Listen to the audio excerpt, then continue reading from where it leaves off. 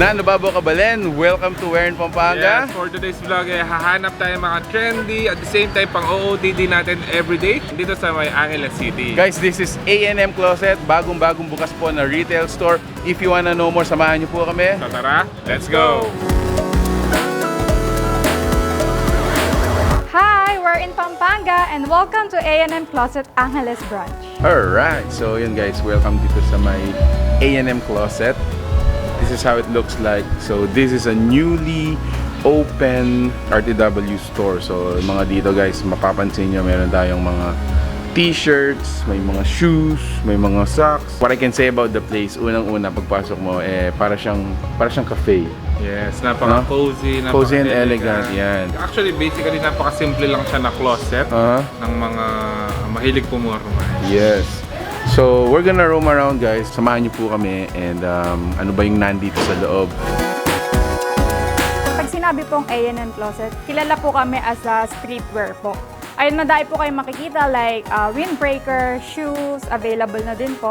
Then, yung mga new style po na pang women's apparel po. So, meron tayong mga t-shirts and yung pang mga summer OOTD polos. Eto guys. So, ito actually, yung tela niya is napaka-presko, napaka-nipis lang. Pero, quality niya guys ay hindi mumurahin. Actually, most of the items dito naka-label na po sa kanilang brand. Ayan.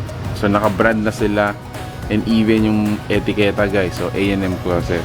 Of course, pang malakasang rip shorts. So dito basically sa mga girls section na to, mostly yung Korean-inspired na forma, makikita dito. So meron tayong mga crop top na jackets. Ano ba? May mga usong Ito. Mga pamporma ngayon. Ooh. So, yan, no? Ang kapal niya. Yes. Ito yung mga Korean-inspired na forma talaga. Correct. Mostly yung mga dito is mga trending style na available ngayon sa market. Nandito na rin. More items guys. I think this is for mga casual naman. No? So this is if you're looking for your office wear. Ayan. Oo nga naman. Ayan. So this is actually 2-piece. I believe the price is 450 pesos for the entire ito, selection. No?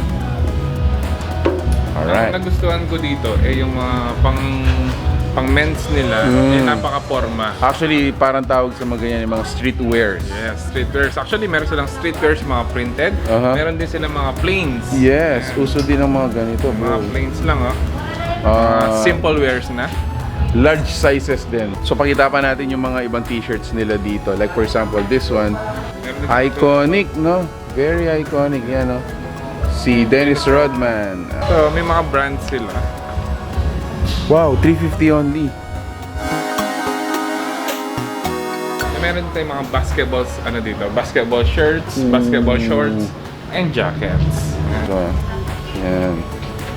Actually, yung gandahan naman, mga High quality na jersey sila. Oo, no? Quality yung mga tela, guys. Multiply. Yan. So, exclusive lang sila na dito mo lang sila mabibili. Yan guys, Multiply.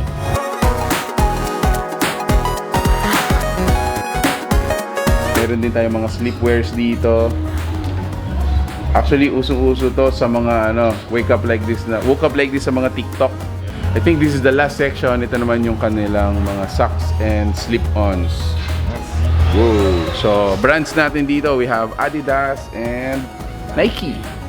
Same time, available din yung mga slides nila. Meron din silang mga slides dito kung gusto niyo talagang pang-terno sa lahat.